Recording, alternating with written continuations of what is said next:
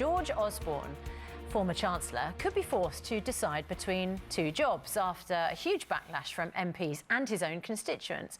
He is set to become the new editor of London's newspaper, The Evening Standard. Parliament's watchdog is now going to consider banning MPs from taking on other jobs. Well, we're joined now by Lord Heseltine, who supports George Osborne's new role. Lord Heseltine, thank you very much indeed for joining us. Good morning. Twice in 1 week. We feel very privileged. Thank you. Now, look, when you were Deputy Prime Minister, you actually ran a very large company at the same time. Do you think that it's... No, sorry. You can't run any business or have any involvement in a business when you're a minister, and I certainly didn't. No, I did run a business when I was on the back benches in my early years in Parliament. Okay. And my view is very clear that we do want to have people in the House of Commons with a very wide range of experience. And the pressure that is developing to turn the House of Commons into a situation where MPs are full-time professional politicians is a very retrograde step, in my view. However, there are constituents who think that MPs should be utterly dedicated. We've heard from some of George Osborne's constituents this morning. Running a newspaper, as I imagine, and sometimes get an insight into, is a full-time job.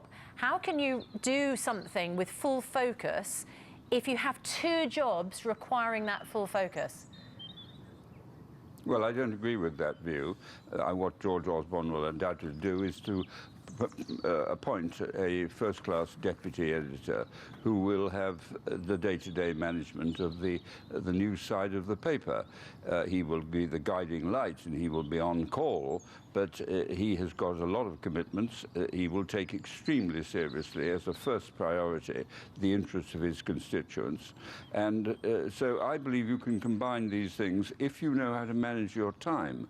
But to me, the huge advantage is to have someone with George Osborne's experience in the House of Commons, particularly as we now face the very difficult and traumatic experience of trying to negotiate a deal with our European partners. Can I ask you, Lord Heseltine, how much physical time does it take to be an effective MP? What is an average week like? How much time are you expected to spend in your constituency?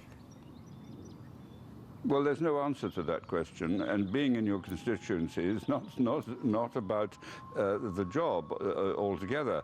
You're in Parliament a great deal of the time, but being a member of Parliament, frankly, means you're on call for your constituents all day and every day.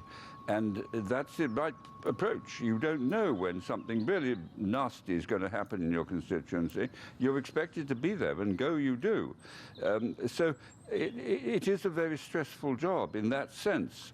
Now, we're all volunteers and we don't have to do it. We actually love the work and the responsibility, but there is no sort of cop-out aspect to it. You're on call, and very rightly so. And just before we let you go, do you think there's a certain irony in the fact that George Osborne used to have a full-time job as Chancellor of the Exchequer, and if his job at the Evening Standard is more a sort of figurehead and someone else is actually doing the majority of the work, that his job previously as Chancellor took up more of his time away from being an MP than the job that is currently causing the controversy?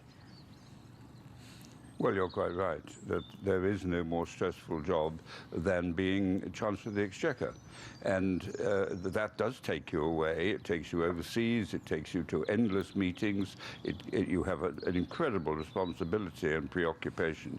So, of course, it is a diversion, a real diversion, whereas the jobs that George has got are perfectly capable of being managed by as effective a manager as George Osborne.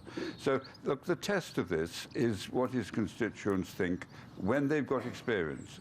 I can understand now people asking questions, but when they see how he does it, and if there's any change, then my own view is that they will find that it's perfectly compatible for him to go on being an excellent MP whilst having a voice in the national debate.